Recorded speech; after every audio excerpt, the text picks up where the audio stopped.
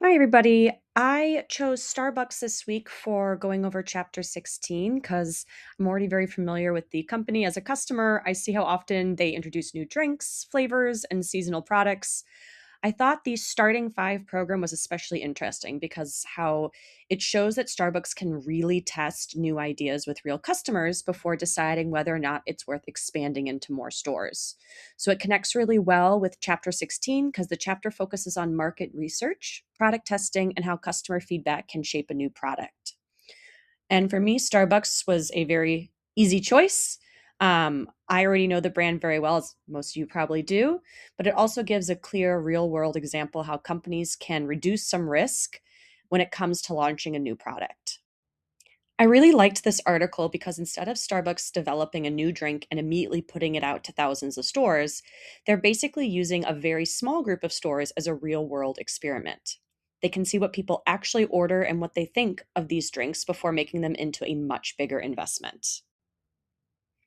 I've included the link here to the article that I used for this presentation in case anyone wants to read more about it. The Starting 5 to me seems more useful than just sending customers a survey, asking if they would buy something. In this case, customers get to actually see their product, order it, taste it, and decide if they like it. But it also gives Starbucks a chance to see whether people would order this drink again, which is probably more valuable than someone simply saying they might buy it. So Starbucks can get feedback from employees too about how easy the drink is to make and whether or not it works well during a busy day. I think this gives the company a much better idea of whether a product could actually be successful before introducing it.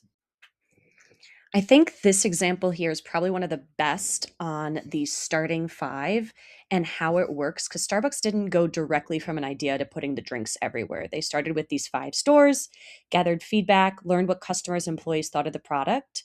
And then once they had more information, they expanded the test to more than 400 stores. And I think this gradual process is really smart because it gives Starbucks a chance to make changes along the way instead of taking a huge risk with like a nationwide launch.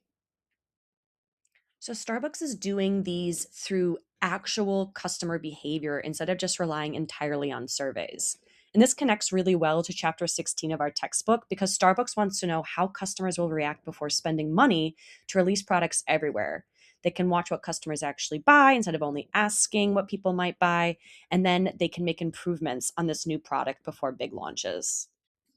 One of the things that I thought was pretty interesting too is that Starbucks employees can actually provide feedback to whether or not this product is practical to make during normal store operations. And I think employee feedback is just as interesting as customer feedback. I mean, a drink could taste amazing, but if it takes 5 minutes to make during the morning rush, Starbucks will still have a serious problem on their hands.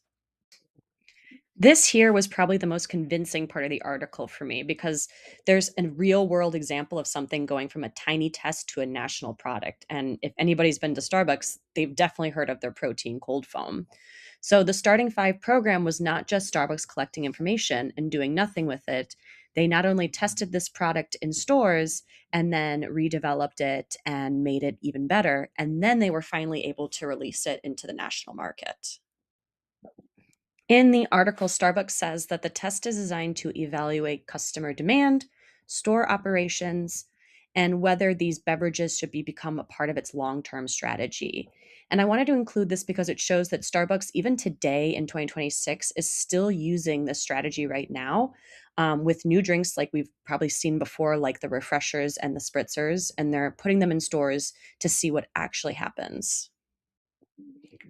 Chapter 16 in our book even states that there are situations where customers can discourage innovation. And I don't think Starbucks should automatically cancel every drink that does poorly in small tests.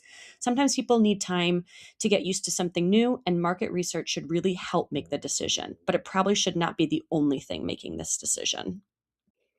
As someone who goes to Starbucks a lot, I think this would actually influence me more than a survey would, seeing the Starting 5 in action in person. I might think that a drink sounds weird when you read about it or if you see it in the app, but if someone ordered it in front of me, I'd probably try it. And that's why I think letting customers actually experience the product gives Starbucks much better information.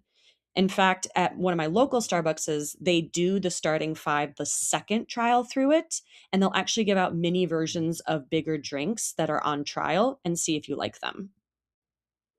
Starbucks uses this small scale testing to learn what customers actually want. The company can gather feedback before taking on the costs and risk of a national release. And the challenge is finding the right balance between listening to customers and continuing to innovate. On this slide, you'll see the main sources that I used for this presentation. And my primary source was the Starbucks article that I linked in the second or third slide. And I also used our Chapter 16 course material to connect the article back to the market research and new product development. Thanks for listening to my presentation. I really hope some of you enjoyed learning more about how Starbucks tests new products and uses customer feedback before making bigger decisions.